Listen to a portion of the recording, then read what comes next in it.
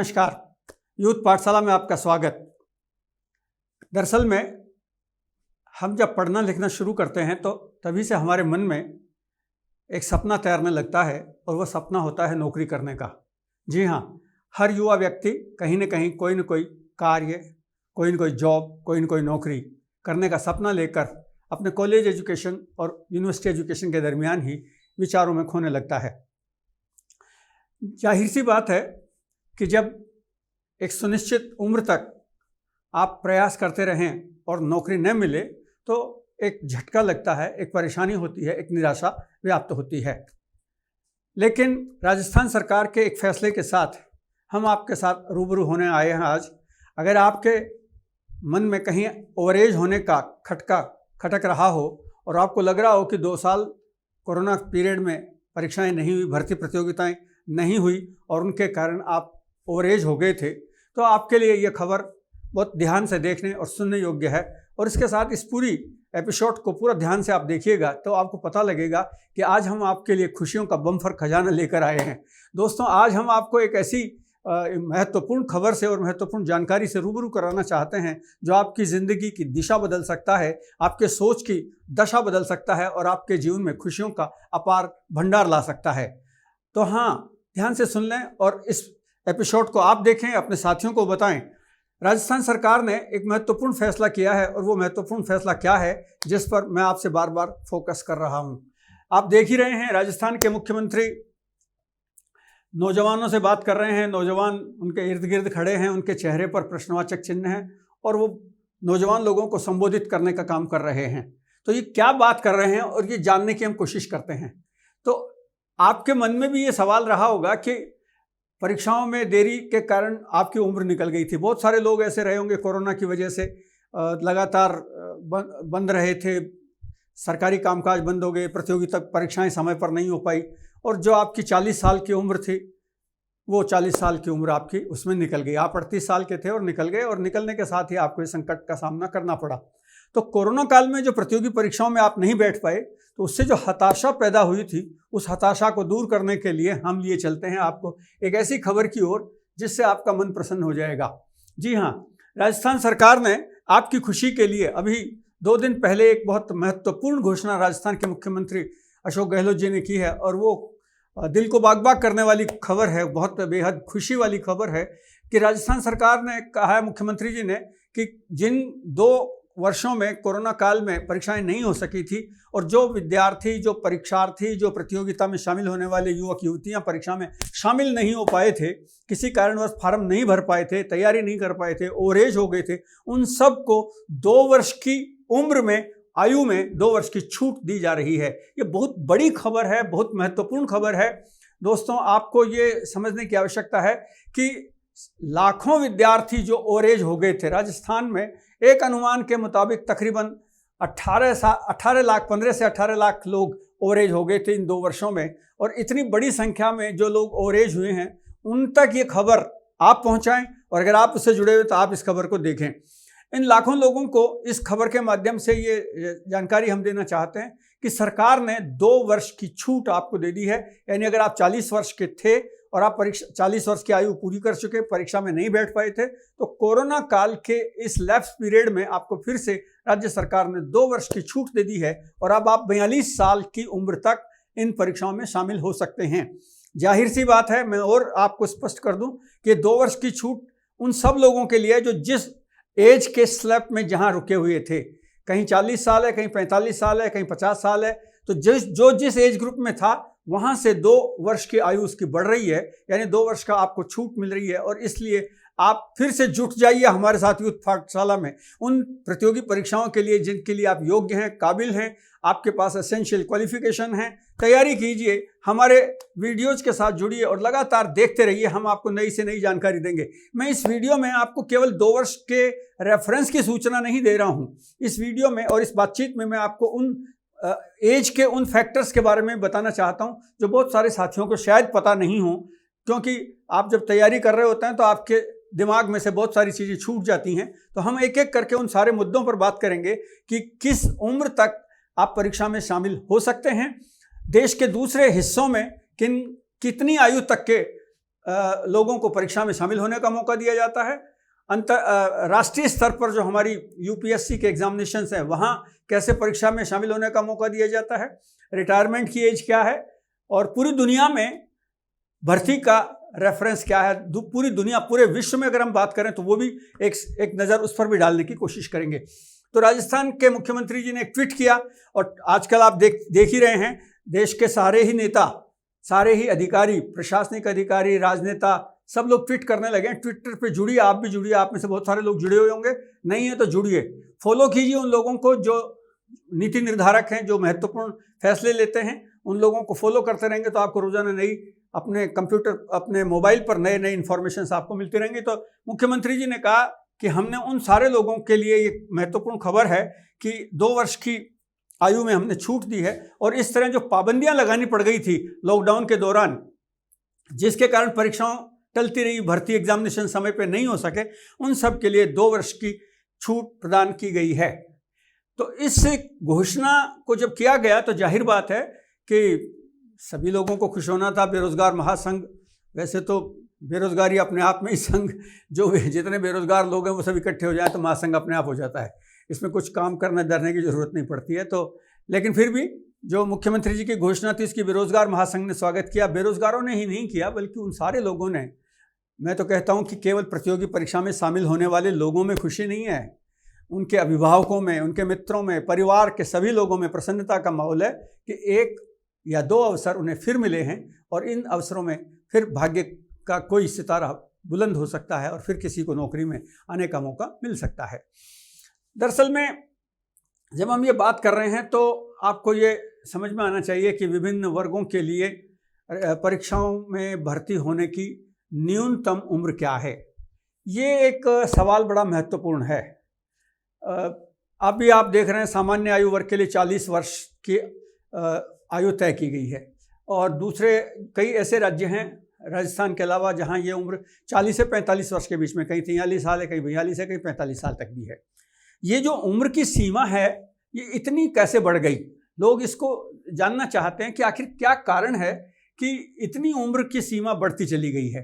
तो ये जो स्थिति है हमारे सामने, ये बड़ी विचित्र है।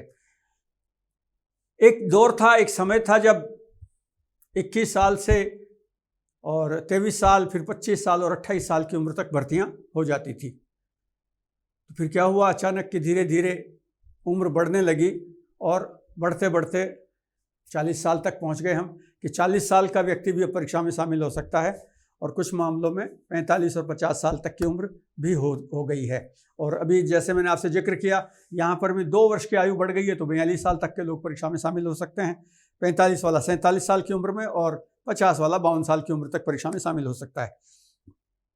ये उम्र बढ़ने का जो मामला है वो बड़ा विचित्र है, लेकिन मैं उस पर बाद में बात करूंगा। लेकिन पहले ये देखें हम कि जो सरकारी नौकरियों में राजस्थान के युवा जो हैं, उनके सामने जो भर्ती की स्थिति है उसमें उन पर दोहरी मार पड़ रही है। कारण यह है कि राजस्थान में जो अधिकांश भर्तियां एक तो कानूनी दावपेच में उलझ जाती हैं, और दूसरा जो है वो समय पर परीक्षाएं नहीं हो पाती हैं, समय पर उनके रिजल्ट नहीं आ पाते हैं, अगर रिजल्ट आ रहे होते हैं तो वो कोर्ट केस हो जाते हैं, पेपर आउट हो रहे हैं, और बहुत सारे विकट संकट उसमें देखने को मिल रहे हैं। तो ये जो कानूनी दावपेच होते हैं, इनके कारण सामान्य तौर पर अब हालत ये बन गए हैं कि साधारण से साधारण नौकरी भी जो 1 वर्ष से 1.5 वर्ष के अंतराल में मिल जानी चाहिए थी, वो 4 से 5 साल तक कानूनी दावपेच में चक्कर लगाती रहती है, अटकी रहती है।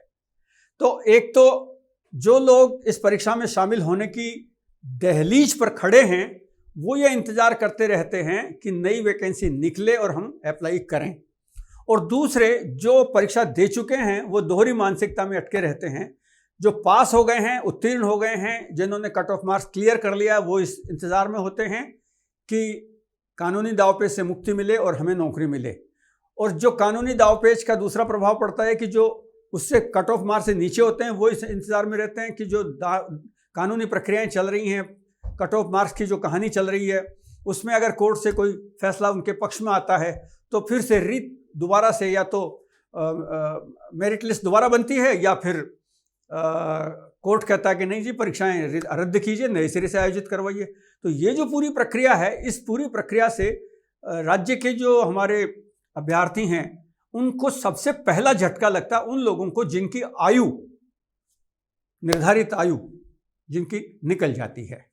हालांकि अभी राजस्थान सरकार के मुख्यमंत्री जी ने कोरोना काल के कारण ऐसे लोगों को छूट दी है, लेकिन एक विचारणीय प्रश्न यह है कि अगर कैंडिडेट्स की कोई गलती नहीं है और कानूनी दावपेच के कारण कोई प्रक्रिया में अगर कैंडिडेट की निर्धारित आयु निकल गई है तो कानून में इस बात का प्रावधान होना चाहिए।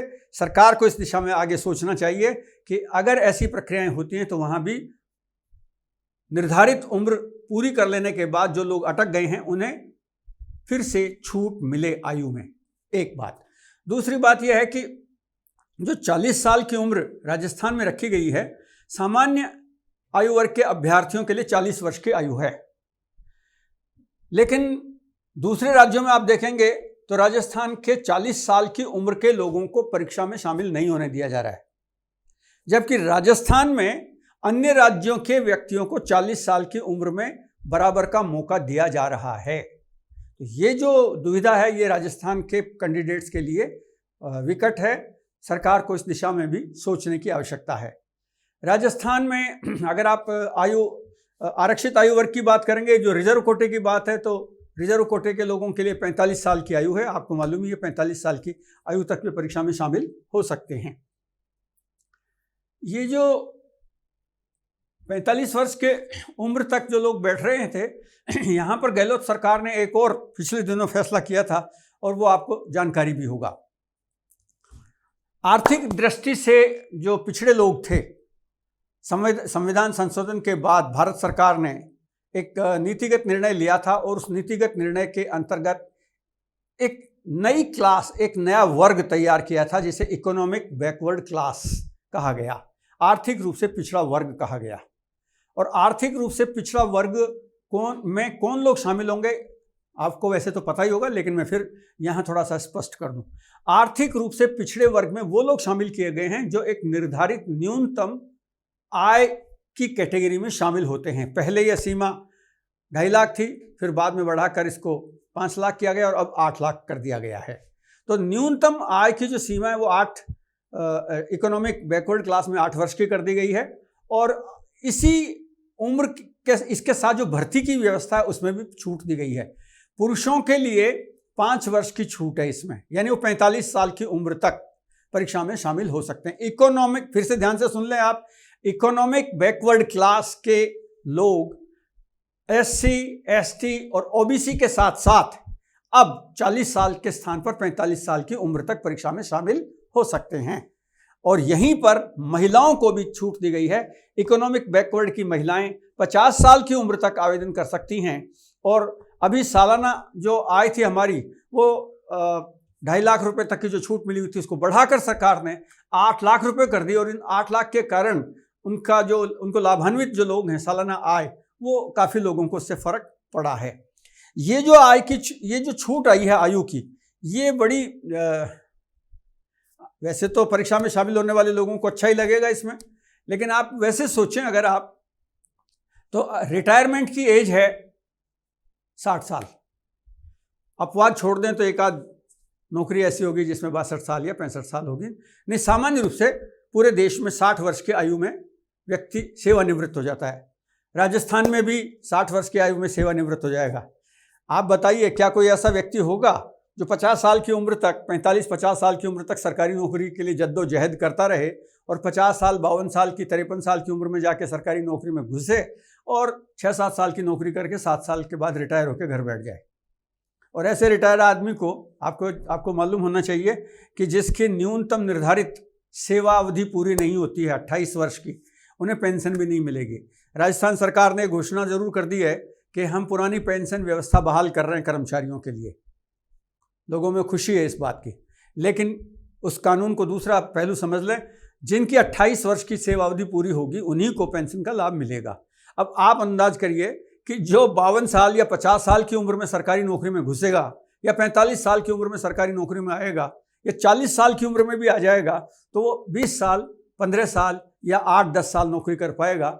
लेकिन चलिए ठीक है, सरकारी नौकरी का जो दरअसल में भारतवर्ष में हमारे पूरे देश में ये एक अजीबोगरीब मानसिकता है कि हम सरकारी नौकरी के पीछे इतना दौड़ लगाते हैं कि पूरी ताकत उसमें लगा देते हैं।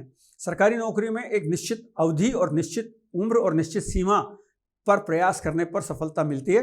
लेकिन अगर आपको लगता है कि 1, 2, 3, 4 बाद आपको लग रहा है कि इसमें कोई दिक्कत आ रही है, तो फिर आप अपने वैकल्पिक रास्तों को चुनना शुरू कीजिए।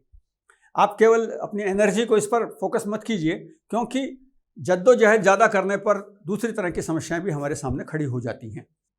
जो हमारे पड़ोसी राज्य हैं, उन पड़ोसी राज्यों में की अगर आप बात करें तो राजस्थान में तो बेरोज़गारी की दर वैसे ही बहुत ज़्यादा है। पड़ोसी राज्यों में बात करें तो वहाँ भी पड़ोसी राज्यों में बेरोज़गारी का असर है ही वहाँ भी। तो वहाँ के लोग, खासकर बिहार, महाराष्ट्र, उड़ीसा जैसे जो प्रदेश हैं, उनमें भी बेरोज़गारी की मार ज़्यादा है। फिर हमारे मुकाबले में वे अपने लोगों को तो उम्र में ज़्यादा छूट दे रहे हैं, लेकिन हम अपने यहाँ पर उन राज्यों से आने वाले लोगों को 40 वर्ष की आयु तक सामान्य वर्ग में परीक्षा में बैठने की छूट दे रहे हैं। तो हमारे जो कैंडिडेट्स हैं उनको इस बात की चिंता होती है, वो परेशान होते हैं कि इस तरह की स्थितियाँ नहीं बननी चाहिए। ये जो हमारे सामने कठिनाई आती है, ये कठिनाई उम्र की सीमा के साथ बढ़ती है। लेकिन एक बात हम अच्छी तरह समझ लें कि ये उम्र की जो लगातार स्थितियां बदली हैं, ये क्यों बदली हैं। 2 दशक पहले, लगभग 20 साल पहले तक अगर आप बात करेंगे तो हम अपने देशों में और अपने राज्यों में उन सारे लोगों को आगे लेकर चलेंगे या उन सारे लोगों के साथ आगे बढ़ेंगे जहां पर हमें ये सारा काम करने की आवश्यकता होगी। पुरुषों को जो छूट मिली, महिलाओं को छूट मिली, 10 साल के बाद हम काम करने के लिए आगे बढ़े, ये सब तो अपनी जगह पर ठीक था। लेकिन अगर आप खास बात देखेंगे तो हमें ये समझना पड़ेगा कि ये छूट लगातार कैसे बढ़ी। दरअसल में हो ये रहा था कि 20 साल पहले तक या 25 साल पहले तक सामान्य रूप से एक विद्यार्थी, एक कैंडिडेट, एक स्टूडेंट 20-21 साल की उम्र में ग्रेजुएट हो जाता था और 22-23 साल की उम्र में पोस्ट ग्रेजुएट हो जाता था। मैं अगर अपनी बात करूं तो मैंने 19 साल की उम्र में मैं ग्रेजुएशन कर चुका था और 21 साल की उम्र में पोस्ट ग्रेजुएट हो गया था, क्योंकि उस समय स्कूल एजुकेशन में इतना स्टैग्नेशन नहीं था। LKG, UKG, नर्सरी और पता नहीं कितनी सारी।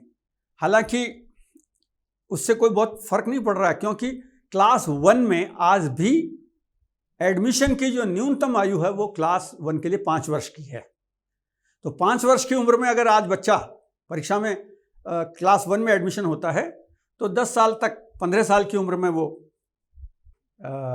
10th पास करेगा, 17 साल की उम्र में सीनियर सेकेंडरी, 20 साल की उम्र में ग्रेजुएट और 22 साल की उम्र में पोस्ट ग्रेजुएट हो जाएगा। तो वैसे कोई अंतर नहीं पड़ा 22 साल 23 साल की उम्र तक। लेकिन वो जो तकनीकी रूप से बहुत सारी चीज़ें हैं, उन तकनीकी रूप से चीज़ों के कारण अब जो कैंडिडेट्स हैं उनकी पढ़ने की उम्र 25 से लेकर 30 साल तक खिसक गई है। अब ग्रेजुएट होते होते, पोस्ट ग्रेजुएट होते होते, टेक्निकल एजुकेशन पूरी करते करते जो कैंडिडेट हैं उनकी एज बढ़ रही है। अब वो 22-23 साल, 21 साल की उम्र में वो बच्चे नहीं कर पा रहे हैं।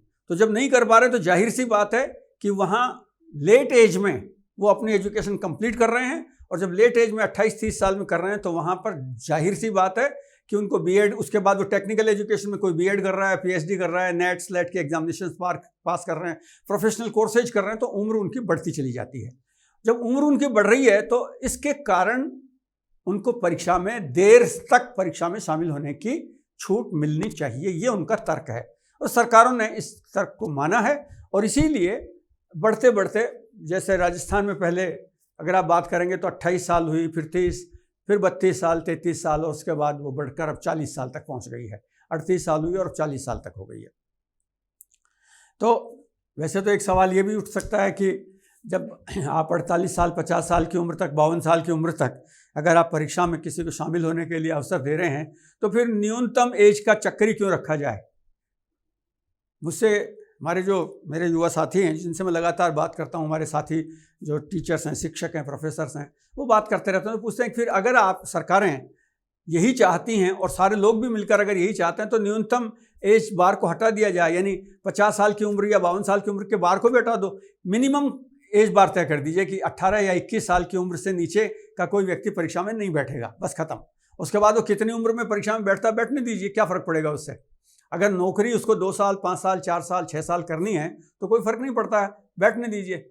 लेकिन चलिए ठीक है, सरकारें अपने तरीके से फैसला कर रही हैं और लोगों को इसमें एक तार्किक रूप से अपनी बात कहने का अवसर मिल रहा है। तो इस दृष्टि से हम बात कह सकते हैं कि एक निश्चित आयु तय की गई है। पिछले कई सालों से दूसरा एक कारण और भी, ये भी जो चर्चा की है आयु सीमा की, कि लगातार जो भर्ती परीक्षाएं हैं वो समय पे नहीं पूरी हो पा रही हैं।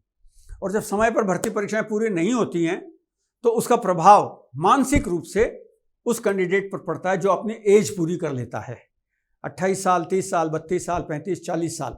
अब 40 साल की एज में वो परीक्षा देने बैठा था और उसके बाद वो ओवर एज हो गया और पता लगा टेक्निकली वो सारी भर्तियां उलझ गई और वो भर्ती निरस्त हो गई। अब आप बताइए, जो भर्ती निरस्त हो गई है, उस निरस्त होने वाली भर्ती में उस कैंडिडेट का क्या दोष है जो 40 साल की उम्र में परीक्षा में बैठा था। वो कहता है कि साहब, विवादों के कारण, तकनीकी खामियों के कारण, अव्यवस्थाओं के कारण, भ्रष्टाचार के कारण, पेपर लीक हो जाने के कारण, विभिन्न प्रकार के असामाजिक आंदोलनों के कारण, कर्फ्यू लग जाने के कारण, बहुत सारे कारण हैं जिनकी वजह से परीक्षाएं रद्द होती रही हैं या हो जाती हैं। और जब ऐसी स्थिति बनती है तो वो जो कैंडिडेट है, जिस कैंडिडेट को परीक्षा में शामिल होने का अवसर नहीं मिला था, तकनीकी रूप से एक बड़ा सवाल है। आज कोरोना की वजह से सरकार ने 2 वर्ष की छूट अवश्य दी है, लेकिन यह पुरजोर मांग बेरोजगार लोग लगातार करते रहे हैं कि अगर तकनीकी कारणों से भर्तियां समय पर नहीं हो पाती हैं और उसके कारण वो कैंडिडेट ओवर एज हो जाते हैं तो उन्हें उस अवधि की फिर से छूट मिलनी चाहिए।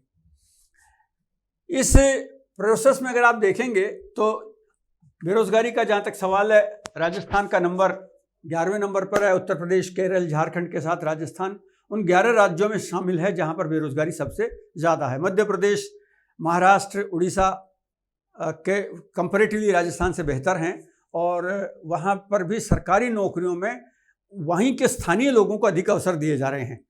ये जो आंकड़ा है ये इस बात को बताने के लिए पर्याप्त है कि राजस्थान में प्रति 1000 लोगों पर 71 लोग बेरोजगार हैं, जबकि गुजरात में और महाराष्ट्र में ये संख्या 9 और 21 है। अब ये जो वैसे तो मैं आपको एक बात और स्पष्ट कर दूं कि बेरोजगारी का जो आंकड़ा है और बेरोजगारी का जो संबंध है ये बहुत तकनीकी है।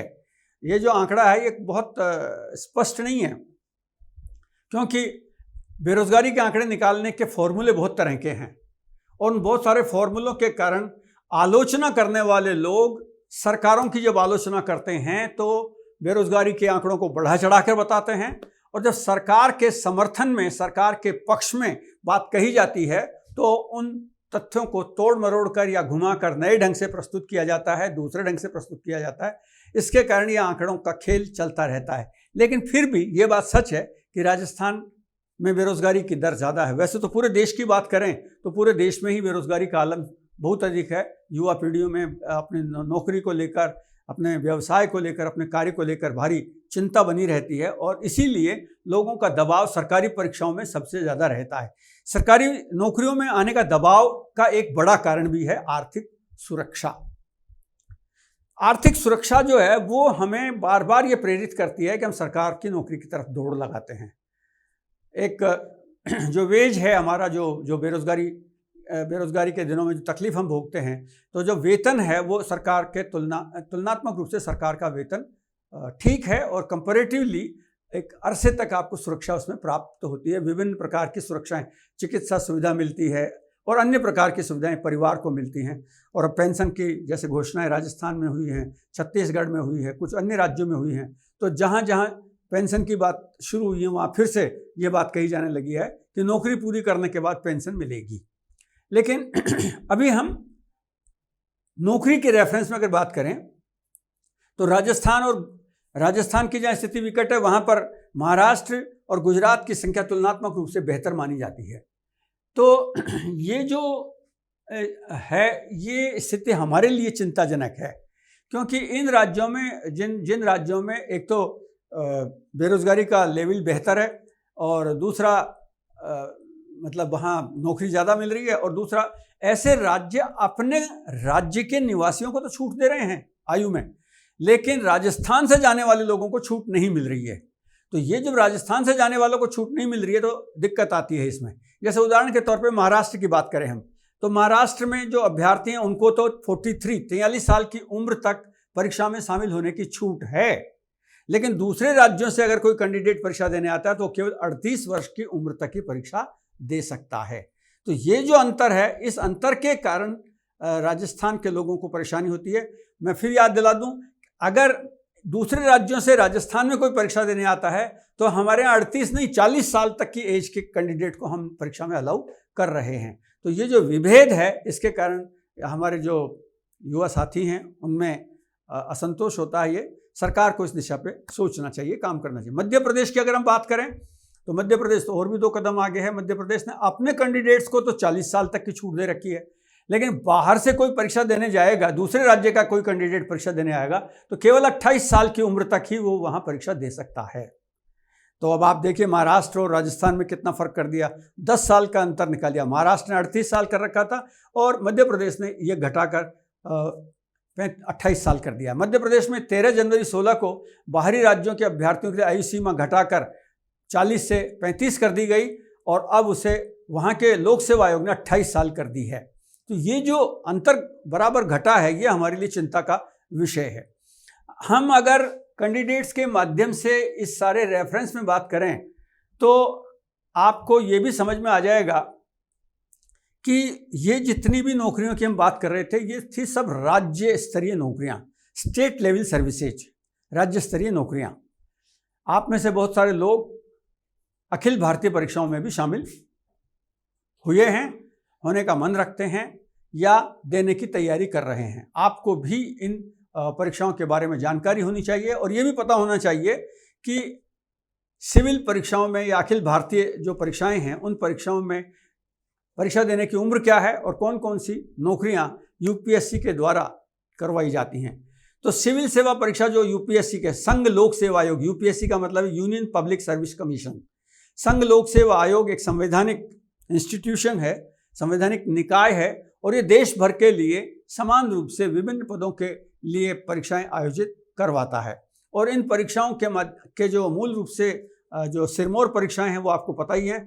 सबसे पहले उसमें आईएएस की परीक्षा आती है, भारतीय प्रशासनिक सेवा, फिर दूसरी है भारतीय पुलिस सेवा और भारतीय विदेश सेवा, और इसके अलावा अन्य विभिन्न प्रकार की सेवाएं इसमें शामिल हैं। तो ये जो सेवाएं इसमें शामिल हैं, इन सेवाओं में अगर आप देखेंगे तो तकरीबन इन सिविल सेवाओं में लगभग हर साल 10 लाख से ज़्यादा लोग परीक्षा में शामिल होते हैं, आवेदन करते हैं।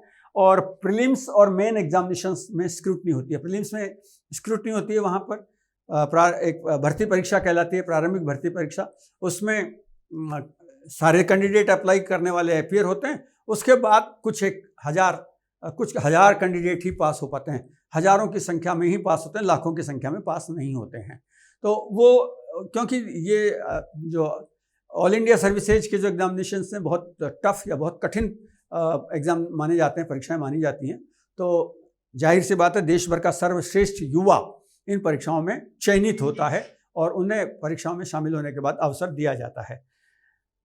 इन परीक्षाओं में आप देखेंगे तो आयु और प्रयास के बारे में हम कुछ चर्चा यहाँ करना चाहते हैं कि किस एज ग्रुप के लोगों को कैसे इसमें छूट मिलती है और कैसे वो परीक्षा में शामिल होते हैं।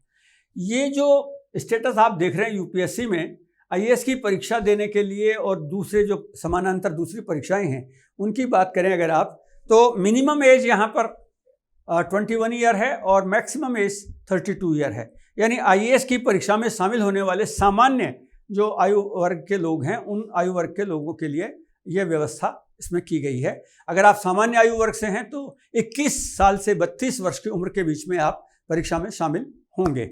और इसमें आपको मैं ये भी बता दूं कि जो अनुसूचित जाति जनजाति के लोग हैं, SC ST के लोग हैं, उनको 5 वर्ष की इसमें छूट दी गई है। यानी उनकी 32 के स्थान पर उनको 37 वर्ष की आयु तक परीक्षा में शामिल होने की छूट है। अब आप ये सवाल उठेगा कि कितने अटेम्प्ट आप परीक्षा में शामिल हो सकते हैं। तो जो जनरल कैटेगरी के कैंडिडेट हैं, सामान्य श्रेणी में जो 32 साल की जो उम्र तक आप 6 बार आईएएस की परीक्षा में शामिल हो सकते हैं। यू कैन अटेंड 6 टाइम, 6 बार आप इस परीक्षा में शामिल हो सकते हैं। और जो ओबीसी के लोग हैं, ओबीसी के कैंडिडेट हैं, वो 35 वर्ष की आयु तक परीक्षा दे सकते हैं और उन्हें 9 टाइम्स 9 बार परीक्षा देने प्रयास करने का अवसर मिलता है। वो 9 बार आईएएस की परीक्षा में शामिल हो सकते हैं। यहाँ पर ये भी समझ लें आप कि जो ओबीसी है उसमें क्रीमी लेयर और नॉन क्रीमी लेयर 2 तरह के स्टेट होती हैं। तो जो नॉन क्रीमी लेयर है उनको तो छूट है, लेकिन क्रीमी लेयर को छूट नहीं है। क्रीमी लेयर ओबीसी जो है वो जनरल की तरह ट्रीट होता है। वो 32 साल की आयु है और 6 बार में वो परीक्षा में शामिल हो सकते हैं। जो हैंडीकैप, फिजिकली हैंडीकैप में जो सामान्य श्रेणी के कैंडिडेट हैं वो 32 वर्ष की आयु तक एग्जामिनेशन में अपीयर हो सकते हैं और वो 9 प्रयास में शामिल हो सकते हैं। 9 times they can appear in the examination. और ओबीसी के जो लोग हैं वो फिजिकली हैंडीकैप जो ओबीसी के लोग हैं वो 45 साल की उम्र तक और 9 साल तक वो प्रयास कर सकते हैं। लेकिन एक और बहुत महत्वपूर्ण यहाँ खबर है आप सबके लिए, जानकारी के लिए ध्यान रखिएगा। SC ST में अगर कोई कैंडिडेट आता है और वो फिजिकली हैंडीकैप भी है तो 2 तरह के फायदे एक साथ मिल रहे हैं उसे। पहली बात, उसको आयु का फायदा मिला, यानी 47 ईयर की एज तक, 47 साल की उम्र तक वो परीक्षा दे सकता है। और दूसरी बात, वो असीमित प्रयास है, यानी बाकी सबके लिए आपने देखा 6, 9 ये हमने फिक्स कर दिए थे, 6 प्रयास दे सकते हैं, 9 प्रयास। SC ST में जो कैंडिडेट है फिजिकली हैंडीकैप है वह अनलिमिटेड टाइम तक, यानी 47 साल की उम्र तक, 21 वर्ष से लेकर 47 साल की उम्र तक लगातार परीक्षाओं में शामिल हो सकता है। तो ये जो परीक्षाओं का स्टेटस है इसमें हमने देखा कि आपको ये हम रेफरेंसेज में हमने आपसे बात की। यहाँ पर एक बात और हम चेक कर लें कि जम्मू कश्मीर में अगर कोई कैंडिडेट जम्मू कश्मीर से एग्जामिनेशन में अपीयर होने की बात कर रहा है तो उसको 37 ईयर 37 साल की एज उसके लिए रखी गई है सामान्य श्रेणी के लिए, ओबीसी के लिए 40, SC ST के लिए 42 और फिजिकली हैंडीकैप के लिए 50 वर्ष की आयु निर्धारित है। आप ध्यान रखिएगा, ये थोड़ा सा डिस्टिंग्विश है, अंतर है दोनों सामान्य भारत के लोगों के मुकाबले में जम्मू कश्मीर के रहने वाले लोगों के लिए। यहाँ पर हम और अगर बात करें तो भूतपूर्व सैनिकों के लिए अगर देखेंगे तो आप देखेंगे यहाँ उनके लिए 37 वर्ष की, यानी जो लोग ऐसे बहुत सारे लोग होते हैं जो फौज में चले जाते हैं, मिलिट्री में चले जाते हैं और फिर वॉलंटरी VRS लेकर के आ जाते हैं या सरकार उनको रिटायर कर देती है।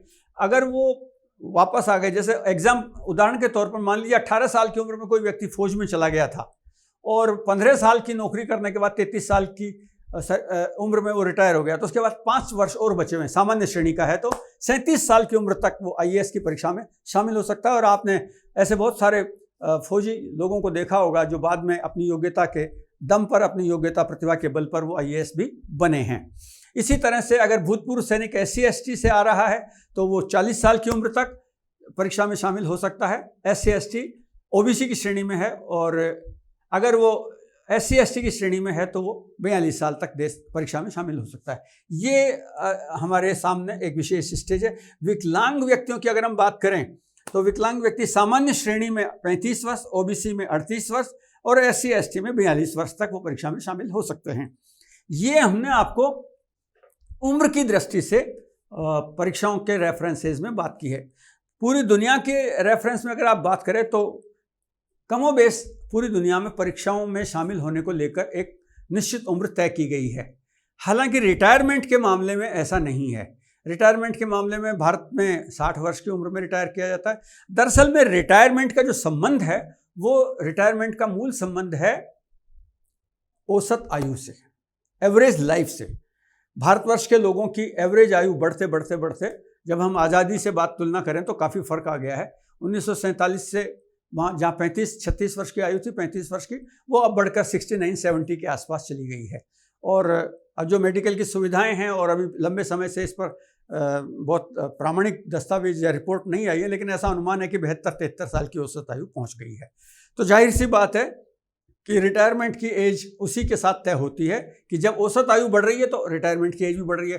पहले जो रिटायरमेंट की एज हुआ करती थी, अगर आप आज़ादी के समय की बात करें तो वहाँ 35 साल की एज में रिटायरमेंट था, उसके बाद वो बढ़ते बढ़ते 40, 45, 47 और लंबे समय तक 55 वर्ष की आयु में रिटायरमेंट होता रहा, 55 साल की एज तक, क्योंकि उस समय औसत आयु 60 वर्ष 62 वर्ष मानी गई थी। उसके बाद जब औसत आयु बढ़ी तो फिर वो 58 वर्ष और 60 वर्ष। अब 60 वर्ष की बात है, 60 वर्ष में रिटायर किया जाता है सरकार के द्वारा। हालांकि ये मांग की जाने लगी अब कि औसत आयु बढ़ने के कारण रिटायरमेंट की एज भी बढ़ानी चाहिए। वैसे तो उसके पक्ष में और विपक्ष में बहुत सारे तर्क हैं कि रिटायरमेंट की एज बढ़नी चाहिए कि नहीं बढ़नी चाहिए। कुछ लोग कहते हैं कि जो लोग पिछले कई लंबे समय से सरकारी नौकरियों में थे और पारंगत हो चुके हैं, एक्सपर्ट हो गए हैं, उन लोगों को उनके अनुभव का लाभ उठाने के लिए उन्हें और अवसर दिए जाने चाहिए और उनकी सेवा को बढ़ाया जाना चाहिए। और मध्य प्रदेश में जैसे टीचर्स की रिटायरमेंट की एज 62 साल हो गई है, ऐसे कुछ और देश हैं जहाँ पर, कुछ ऐसे और राज्य हैं जहाँ पर औसत आयु बढ़ाई गई है, रिटायरमेंट की एज भी बढ़ाई गई है। लेकिन जो बेरोजगार लोग हैं, बेरोजगार कैंडिडेट हैं, वो ये कहते हैं कि हमें इस पर काम करने की बहुत अधिक आवश्यकता नहीं है, क्योंकि बेरोजगार लंबे समय से पीछे छूटे हुए हैं और बेरोजगार लोगों को नौकरी में आने देना चाहिए। इसलिए जो लोग रिटायर हो गए, जो जिन्होंने एज पूरी कर ली, उनको रिटायर होकर के घर बैठ जाना चाहिए। इसके साथ दूसरी जो बात है वो ये कि दुनिया भर में 70 साल, 72 साल, यूरोप में 75 साल, कई देशों में रिटायरमेंट की आयु अलग अलग है। लेकिन और कई देश तो ऐसे भी हैं जो कैंडिडेट्स पर छोड़ देते हैं कि आप जितने समय करना चाहते हैं नौकरी करें। तो ये नौकरी में आना, भर्ती होना और दूसरे रिटायरमेंट होना, ये हमने एक पूरा प्रोसेस समझने की कोशिश की है।